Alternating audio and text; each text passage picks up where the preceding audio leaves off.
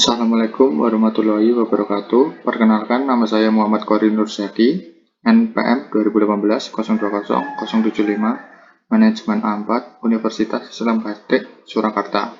Saya di sini ingin mempresentasikan materi dari bab ekonomi manajerial, yaitu tentang perilaku konsumen. Langsung saja. Pembahasan yang pertama, yaitu satu, definisi perilaku konsumen, yang kedua, pendekatan utilitas, dan yang ketiga, pendekatan kurva indifferent, keempat, garis anggaran, dan yang kelima, keseimbangan konsumen. Dalam pembahasan yang pertama, yaitu definisi perilaku konsumen. Perilaku konsumen merupakan suatu proses yang berkaitan erat dengan proses pembelian. Pada saat itu, konsumen melakukan aktivitas-aktivitas seperti melakukan pencarian, penelitian, dan pengevaluasian produk. Dalam pengertian salah satu pengarah, yaitu Sastra Dipora 2003, menyatakan bahwa perilaku konsumen adalah proses di mana para individu menetapkan jawaban atas pertanyaan perlukah, apakah, kapankah, dimanakah, bagaimanakah, dan dari siapakah membeli barang atau jasa tersebut. Dan yang selanjutnya yaitu tujuan perilaku konsumen. Yang pertama, untuk memprediksi perilaku orang lain sehingga kita dapat berpikir, bersikap, dan bertindak secara tepat dalam komunikasi dengan orang tersebut. Dan yang kedua, untuk menjelaskan berbagai peristiwa yang terjadi dalam organisasi. Dan yang ketiga, untuk mengendalikan perilaku anggota organisasi, sebab semakin banyak perilaku individu dalam organisasi dapat diprediksi dengan tepat dan dijelaskan dengan baik.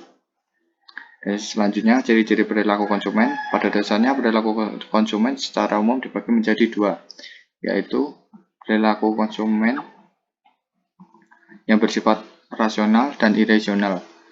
Perilaku konsumen ini bersifat rasional adalah tindakan perilaku konsumen dalam pembelian suatu barang dan jasa yang mengedepankan aspek-aspek konsumen secara umum. Sedangkan perilaku konsumen yang bersifat irasional adalah perilaku konsumen yang mudah terbujuk oleh iming-iming diskon dari suatu produk tanpa mengedepankan aspek kebutuhan atau kepentingan. Dan ciri-ciri perilaku konsumen rasional yaitu satu, konsumen memilih barang berdasarkan kebutuhan. Yang kedua, barang yang dipilih konsumen memberikan kegunaan optimal. Yang ketiga, konsumen memilih barang yang mutunya terjamin. Dan yang keempat, konsumen memilih barang yang harganya sesuai dengan kemampuan konsumen.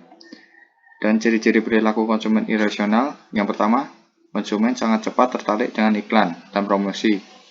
Yang kedua, konsumen memilih barang-barang bermerek atau branded yang terkini. Yang ketiga, konsumen memilih barang-barang bukan berdasarkan kebutuhan, melainkan gengsi. Dan yang selanjutnya yaitu faktor perilaku konsumen. Beberapa faktor yang mempengaruhi perilaku konsumen. Yang pertama, faktor budaya. Budaya, subbudaya, dan kelas sosial sangat penting bagi perilaku pembelian. Dan yang kedua, faktor sosial. Perilaku konsumen dipengaruhi faktor-faktor sosial seperti kelompok acuan, keluarga, serta peran dan status sosial. Dan yang ketiga, faktor pribadi. Keputusan pembelian juga dipengaruhi oleh karakteristik pribadi. Dan yang terakhir, faktor psikologi. Dalam faktor psikologis ini berkombinasi dengan karakteristik konsumen tertentu untuk menghasilkan proses keputusan pembelian. Dan yang selanjutnya yaitu proses pembentukan perilaku konsumen. Dalam pembentukan perilaku konsumen ini dilakukan berdasarkan suatu proses sebelum dan sesudah seorang konsumen melakukan proses pembelian suatu barang maupun jasa.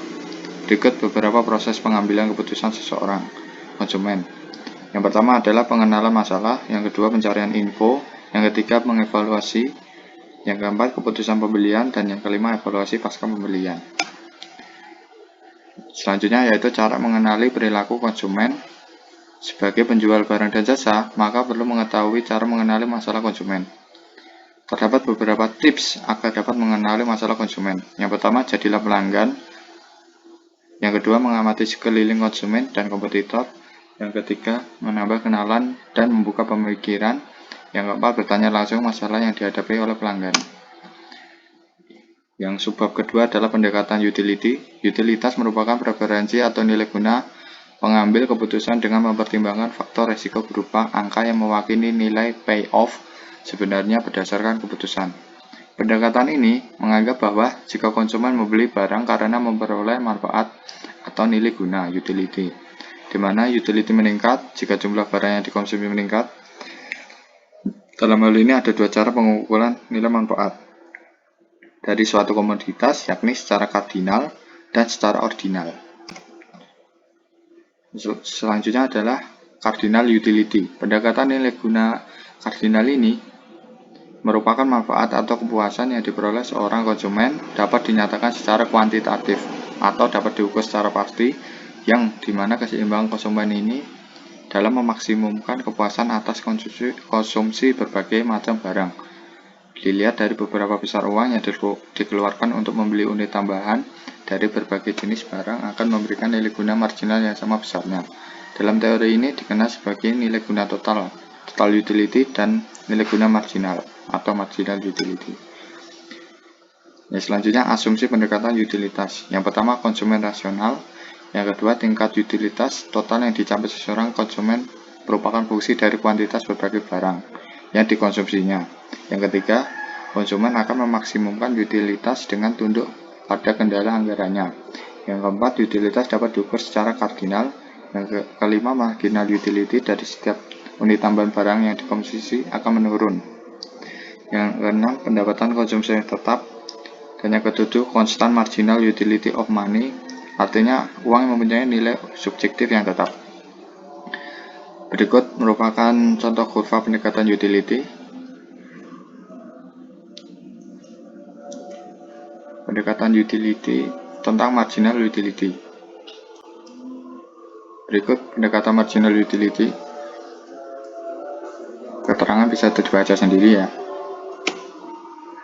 Pendekatan marginal utility dari contoh di atas, kurva di atas, bisa disimpulkan bahwa total kepuasan maksimal hanya akan tercapai ketika konsumsi unit terakhir dari suatu barang yang juga adalah harga unit terakhir suatu barang atau PX mencapai titik yang sama dengan tambahan kepuasan maksimal dari konsumsi unit terakhir tersebut, bersinggungan dengan kurva marginal utility atau MUX. Jika dituliskan dalam suatu persamaan, maka akan terlihat sebagai berikut. PX sama dengan MUX atau PX per MUX sama dengan 1. Apabila barang lebih dari 1, maka persamaannya adalah sebagai berikut. PX per MUX sama dengan PY per MUY sama dengan PZ per MUZ sama dengan 1. Pendekatan kurva indifferent. Pendekatan kurva indifferent ini menggunakan konsep ordinal utility, di mana tingkat utility diukur melalui order atau ranking, tetapi tidak disebutkan utility secara pasti. Fenomena ini dinyatakan dengan kurva kepuasan sama, yaitu IC, merupakan kurva yang menggambarkan tingkat utility yang sama untuk berbagai kombinasi komoditas. Pendekatan kurva indifferent. Ketentuan yang terkait kurva indifferent yang harus diperhatikan. Yang pertama, posisi kurva indifferent yang lebih tinggi selalu menjadi pilihan bagi konsumen. Yang kedua, slope dari kurva indifferent selalu menurun atau negatif. Yang ketiga, kurva indifferent tidak mungkin bersilangan satu sama lain. Dan yang terakhir, kurva indifferent semakin mendatar atau flat saat mendekati sumbu horizontal. Asumsi pendekatan kurva indifferent. Yang pertama, konsumen mendapat kepuasan atau utilitas lewat barang-barang yang dikonsumsinya. Yang kedua, konsumen akan memaksimalkan kepuasan dengan tunduk kepada kendala anggaran yang ada. Yang ketiga, konsumen mempunyai suatu skala preferensi. Yang keempat, marginal rate of substitution akan menurun setelah melampaui suatu tingkat utilitas tertentu. Berikut kurva indifferent dapat dipelajari sendiri. Marginal rate of substitution.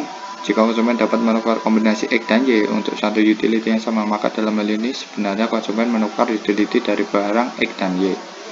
Kepentingan dari kurva indifferent selalu bernilai negatif dan mengukur pertukaran atau trade-off dua barang pada kondisi utility konsumen yang tidak berubah. Berikut contoh kurva marginal rate of substitution. Yang terakhir adalah garis anggaran. Garis anggaran adalah garis yang menunjukkan jumlah barang yang dapat dibeli dengan sejumlah pendapatan atau anggaran tertentu pada tingkat harga tertentu. Kendala pendapatan ini dikenal dengan garis anggaran budget line, yaitu sebagai garis yang menunjukkan jumlah barang yang dapat dibeli dengan sejumlah pendapatan atau anggaran tertentu.